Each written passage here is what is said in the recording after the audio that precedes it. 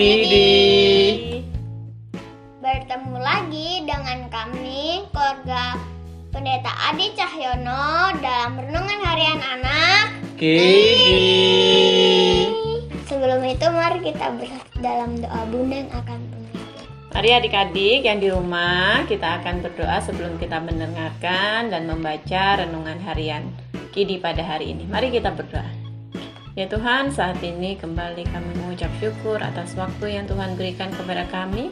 Hingga saat ini kami boleh bersama-sama datang ke hadirat Tuhan untuk kami mau merenungkan akan kebenaran firman Tuhan pada saat ini. Tolonglah kami ya Tuhan, supaya kami semuanya boleh mengerti apa yang Tuhan kehendaki dalam kehidupan kami. Terlebih kami juga bisa melakukan apa yang Tuhan inginkan dalam pembacaan renungan pada saat ini. Terima kasih Tuhan Yesus, dalam nama-Mu kami berdoa dan memohon. Amin. Amin.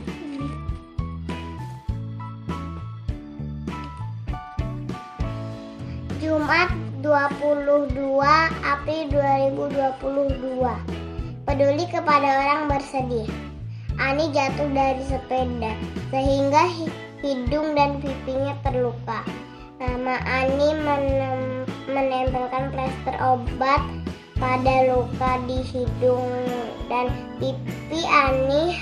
Hal itu membuat Ani malu dan sedih. Bertemu teman-temannya, Kiki pun menghibur dan memberi semangat kepada Ani. Ani, jangan malu, plester itu tidak terlihat aneh kok. Justru akan menyembuhkan lukamu, kata Kiki. Ya, adik-adik, tadi ceritanya tentang siapa yang jatuh? Ani. Kemudian diberi apa? Ini kesukaannya Atalia nih. Plester. Atalia suka mainan plester loh. Kalau ada luka dikit aja. Mana plesternya?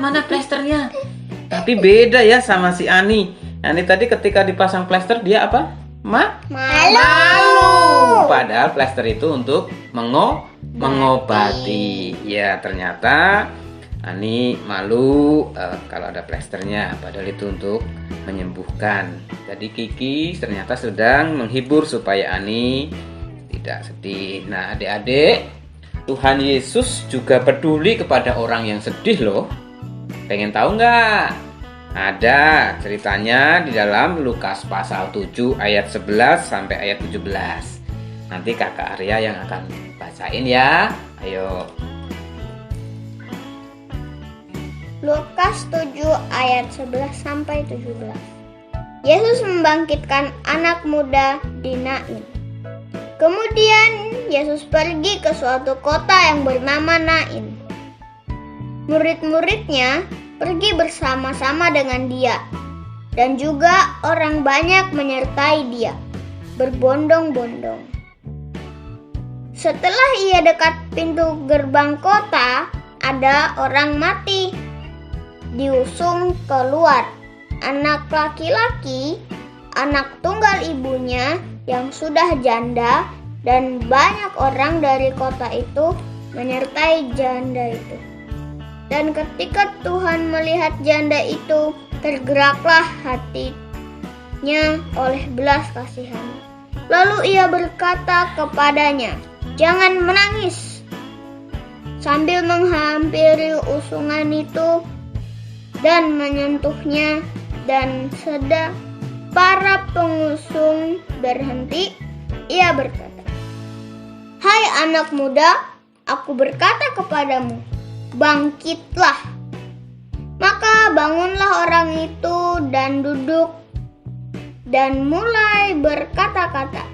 Yesus menyerahkannya kepada ibunya.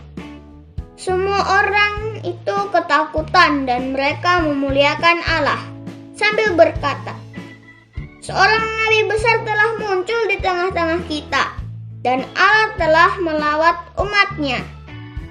Maka tersiarlah kabar tentang Yesus di seluruh Yudea dan di seluruh daerah sekitarnya. Iya. Jadi adik-adik, ceritanya Yesus sedang ada di mana?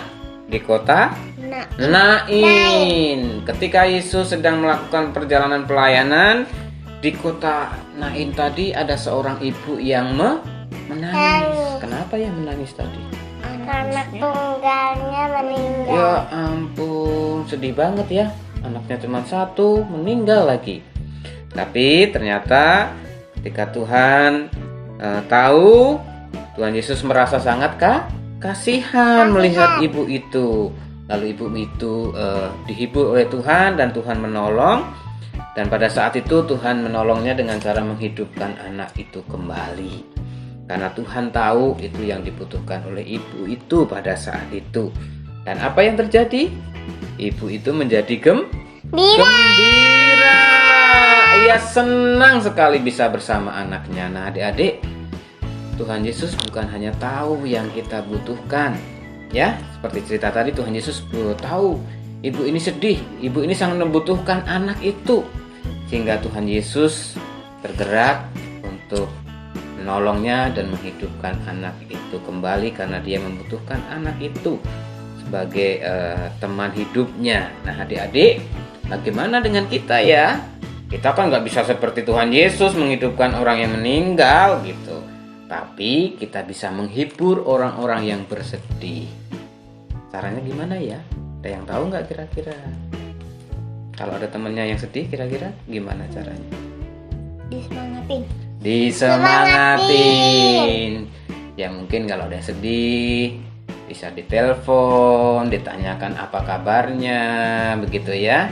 Dibacakan firman Tuhan, kemudian bisa diajak berdoa bersama-sama supaya Tuhan yang akan menguatkan dan menghiburkan. Bisa nggak ya kira-kira seperti itu? Bisa. Bisa dong. Adik-adik juga pasti bisa. Kalau ada temannya yang sedih, kita harus memberi perhatian ke mereka. Kita kasih semangat.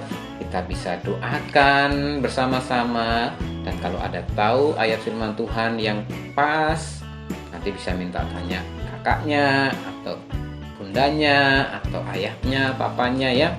Ayat yang pas untuk memberikan semangat apa ya atau kakak-kakak yang lainnya ya. Itu cara kita bisa menghibur teman-teman, sahabat atau mungkin keluarga kita yang sedang sedih. Inilah renungan harian kita hari ini ya. Siapa yang akan nutup nih? Udah tutup siapa nih? Oh, Adik Atalia. Oke. Teman-teman, mari kita bersatu di dalam doa. Bapa di surga, tolonglah aku agar dapat menghibur teman yang bersedih. Dalam nama Tuhan Yesus, aku berdoa. Amin. Demikian ya renungan harian kita. Dari renungan harian anak Kidi pada hari Jumat tanggal 22 ya. 22 April 2022. Sampai bertemu kembali. Tuhan Yesus memberkati.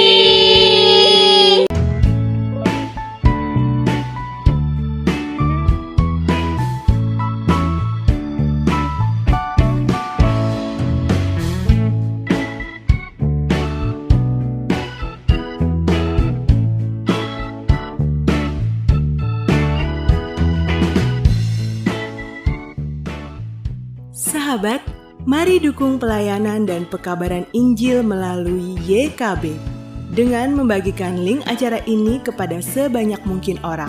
Dukungan juga dapat saudara lakukan dengan mentransfer dukungan finansial ke rekening BCA ke nomor 450 305 2990 450 305 2990 atas nama Yayasan Komunikasi Bersama.